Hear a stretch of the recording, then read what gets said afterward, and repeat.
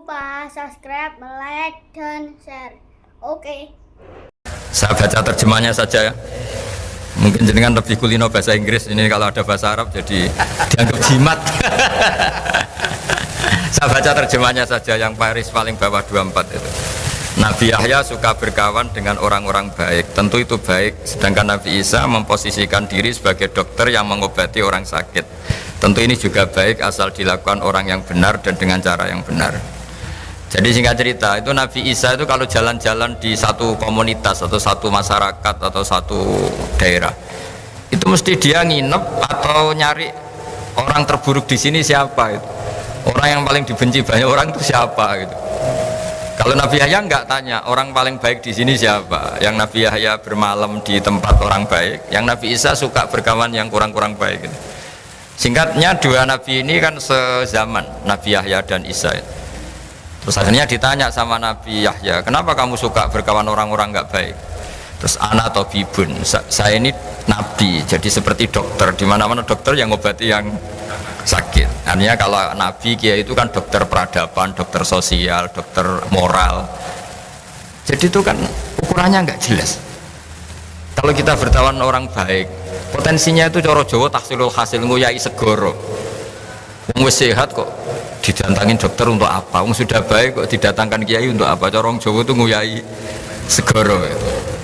Tapi berkawan orang jelek, ya potensinya memang mengobati, tapi ya potensi katut. Karena ya iman pas-pasan. Jadi kan, tapi itu kan satu ilmu bahwa kalau kita ingin mengentas kejahatan atau mengentas kebodohan, mau tidak mau harus mau bersosialisasi kan. Makanya saya sering ketemu banyak kiai kalau ditanya, Gus berteman orang jelek itu gimana? Haram kata saya. Tapi kalau membina orang jelek baik dan bisa bina kalau berteman kan bulat-bulat. Bulat-bulat. Jadi logika yang dibangun kan berteman orang jelek haram, membina orang jelek baik. Bisa bina kalau berteman. Tapi bisa keblontor ya kalau berteman. Makanya hal-hal sosial gini tidak usah dipakemkan lah, karena ilmu sosial itu nggak ada batasnya. Sufyan As-Tsauri itu ulama yang nggak mau kumpul orang. Yang satu temannya itu suka kumpul orang. Ditanya, kenapa kamu suka kumpul orang? Ya karena bisa jamaah, bisa ngajar, bisa macam-macam. Terus kata Sufyan As-Tsauri, wahal takrohu illa man ta'rif. Kamu pasti benci dan kecewa ya sama orang yang kenal. Artinya gini, kita akan disuruh mencintai orang Islam gara-gara kenal itu kan punya pengalaman ditipu, disombongin, dikata-katain, dicuekin. Karena takut itu terjadi, Sufyan As-Tsauri milih tidak kumpul orang. Tapi tidak kumpul orang kemudian juga kalau punya mobil nggak pernah dipinjam, kalau punya uang yang nggak pernah nolong orang. Jadi efeknya sama-sama bisa iya bisa enggak. Itu nggak ada batasannya. Saya termasuk kiai yang jarang pergi sama istri karena ya pikiran saya sederhana, di rumah ketemu, masa di perjalanan ketemu, itu kan bisa bosen itu. Tapi ada yang sama istrinya pergi bareng terus, karena selain nemani juga sambil ngawasi. Itu kan batasan sosial itu nggak jelas. Jadi apa ya? Makanya tadi kalau ditanyakan, tadi Pak Rektor juga tanya, berteman non muslim, berteman, itu nggak ada selesainya seperti itu. Karena saya juga pernah matur sama Bu Ova, karena tadi kalau kita misalnya jadi dokter terus ngobati orang yang potensi korupsi lagi, potensi jahat lagi, gimana hukumnya menyembuhkan orang yang potensi jahat lagi dan punya jejak memang jahat gitu. Ya pertanyaannya, bagaimana kalau barokahnya kamu obati terus simpati terus jadi baik? Tapi ya terlalu ada pertanyaan, bagaimana gara-gara kamu obati jadi bisa jahat lagi? Kan nggak ada selesai. Kita berkawan non muslim ya gitu, kalau orang Islam kita baik, barokahnya itu mungkin tertarik sama Islam. Tapi bisa saja karena kebaikan kita sarana itu dipakai yang tidak baik. Itu siklus sosial itu nggak pernah selesai. Nah hal-hal seperti itu yang kata Nabi disebut orang yang beristihad, jika benar pahalanya 2, jika salah pahalanya 1. Karena ini, tapi ini yang sosial loh ya. Kalau tauhid ya hanya tunggal tadi, karena tauhid itu kebenaran tunggal. Sehingga kalau di tauhid nggak nerima konsep kecuali fama ada ba'dal haqqi ilad dolal. Kalau nggak benar ya pasti salah. Nah kebetulan ilmu tauhid itu ilmu yang mudah dicerna manusia. Nah, disinilah kenapa Allah itu tetap saja ngendikan inna dina indallahil Islam, karena setelah Imam Amudi tadi mencontohkan pentingnya iman sama al-wahidul ahadus somad, zat yang tunggal, yang satu, yang esa, entahlah terjemahnya al-wahid itu karena diterjemah Indonesia itu nanti padanan Arabnya kadang tidak pas, makanya sering ngeluh saya dengan Profesor Zaini, Pak Kures itu kadang ngeluh karena terjemahan Arab itu nggak mudah diterjemahkan Indonesia. Tapi apapun itu kan setelah kamu ngaji matematika atau ngaji ilmu apa saja tadi, saya punya kitab dulu diajarin Mbah Mun, itu satu kitab tuh gambar, mulai gambar gedung sampai gambar pohon sampai gambar sapi. Ternyata itu hanya untuk menjelaskan apapun ruwetnya gambar ini dimulai satu titik. Apapun alam raya seluas ini, ada Mars, ada Jupiter, ada apa saja, ya dimulai dari satu titik, yaitu nuqtatil wujud, yaitu wujudnya Allah Subhanahu. Angka sampai miliar triliun ya sama, dimulai dari angka 1. Nah, kita untuk memantapkan tauhid itu udah harus sampai nyun sewu ketemu Allah atau melihat surga langsung, neraka langsung. Dengan kekuatan akal kita ini sudah cukup. Makanya agama ini di kaum yaqilun, di kaum yatafakkarun, bagi yang mau berpikir.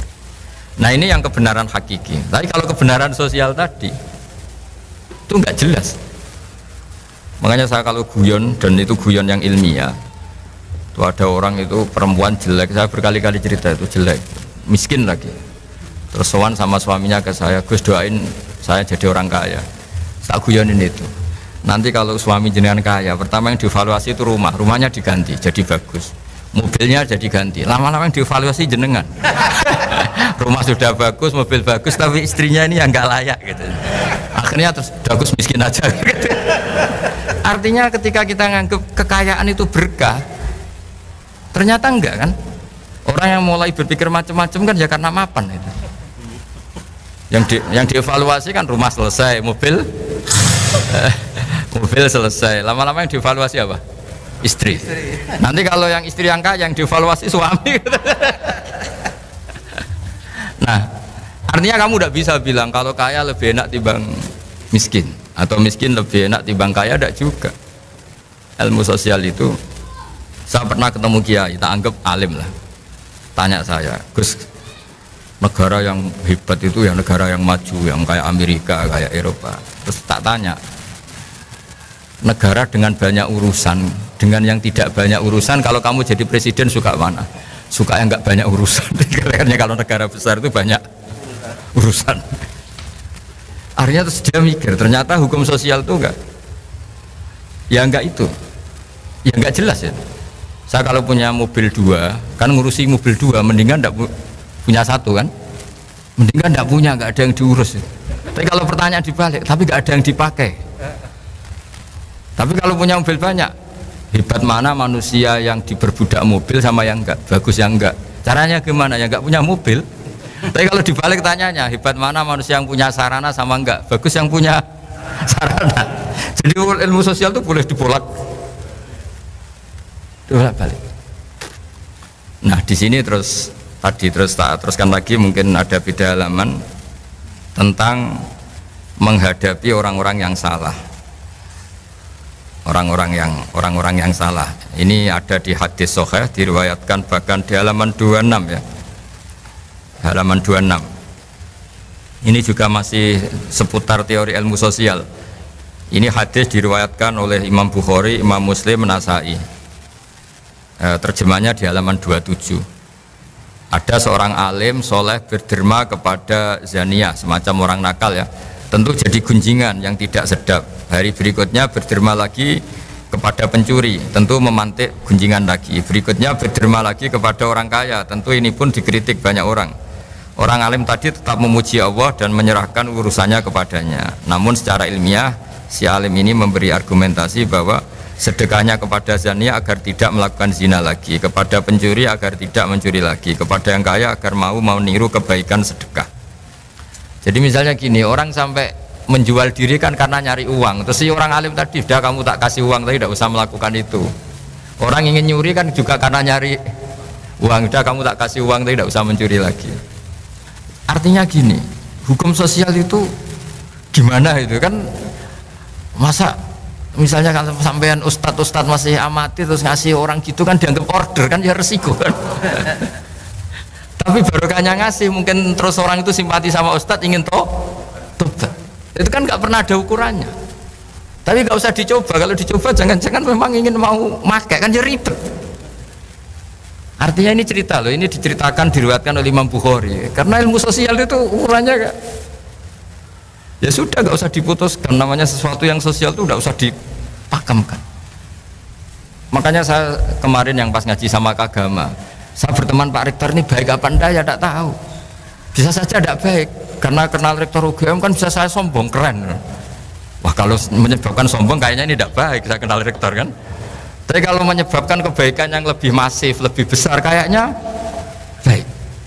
Ya tapi ini ilmu sosial, jadi dilihat saja perilaku saya berikutnya. Barang kenal rektor atau kampus yang nggak maju nyepelekan karena mentang-mentang kenal rektor UGM, berarti kenal ini yang tidak baik. Tapi barokahnya kenal kemudian kurangi pasar gelap tadi ya. Mungkin jadi baik. Jadi ilmu sosial kira-kira seperti itu. Saya sering kenal menteri ya, dekat kadang-kadang. Ya saya sering bilang ke istri saya dikatakan syukur ya syukur karena bisa melakukan kebaikan lebih masif, lebih general ya, lebih banyak. Tapi saya sebagai manusia jangan-jangan menjadi sombong karena kenal pejabat. Nah kira-kira perasaannya kiai orang baik ngadepi ilmu sosial itu seperti itu. Jadi nggak perlu ada jawabannya Pak Rektor kalau masalah ilmu apa sosial tadi, baik kita dengan sesama orang baik maupun sama orang nggak baik, sesama non muslim, itu ukurannya hubungannya kita dengan Allah Ta'ala. Makanya ketika Rasulullah masih sugeng, masih hidup, itu buah ada sahabat disuruh tabiin itu generasi setelah sahabat, sifli wajah Rasulillah, tolong beritahu saya kayak apa wajahnya Nabi. Itu sahabat ini nangis. Kenapa engkau nangis? Saya tidak pernah lihat wajahnya Nabi. Loh Anda kan sahabat, iya berpuluh-puluh tahun saya dari Nabi, tapi tidak lihat wajahnya. Ada yang ditanya langsung cerita, wajahnya gini, gantengnya begini, senyumnya gini. Terus ditanya, kenapa kamu nggak lihat wajahnya Nabi? Wong Anda sahabat. Saya tuh saking hormatnya, jadi tidak berani melihat. Yang satu saking senengnya saya melihat terus, jadi yang satu bisa sama-sama niat hormat, tapi cara perilakunya beda. Nah contoh kedua ini agak menyinggung Anda, tapi semoga agak tersinggung. Ada sahabat yang nggak pernah sowan Nabi, jadi kalau jamaah sering dia makmum Nabi, dia nggak pernah sowan. Kenapa ya? Takut. Jadi dia datang jamaah saja tapi tidak sowan. Ada yang senang sowan karena bisa komunikasi, bisa tanya. Ada yang milih nggak sowan, takut ganggu. Jadi artinya hukum sosial ini ukurannya enggak. Jadi misalnya itu tadi. Misalnya ada orang jadi rektor di UGM atau UI atau jadi dekan. Kalau sering pulang kampung baik enggak? Ya mungkin baik biar ngerti kampungnya kayak apa. Meskipun prestasi di Jogja jangan-jangan kampungnya terbelakang. Dari segi itu baik. Tapi dari segi sering pulang kemudian di situ ada ketua sete atau ketua kampus-kampus yang nggak maju, jadi mahjub gara-gara ini sering pulang, aktor-aktor di situ ini tenggelam. Baik nggak sering pulang lah kayak kira-kira gitu. Karena kalau sering pulang, lakon-lakon di situ bintangnya jadi tenggelam. Sampai-sampai kamu situ mau nunggu apa saja keputusannya, nunggu Pak Rektor pulang, Pak Dekan pulang, profesornya.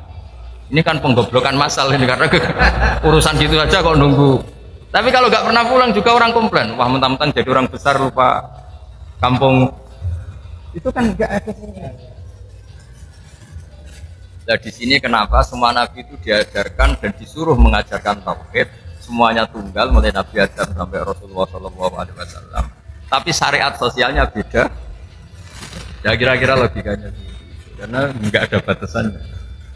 Gaya sosialnya kan beda.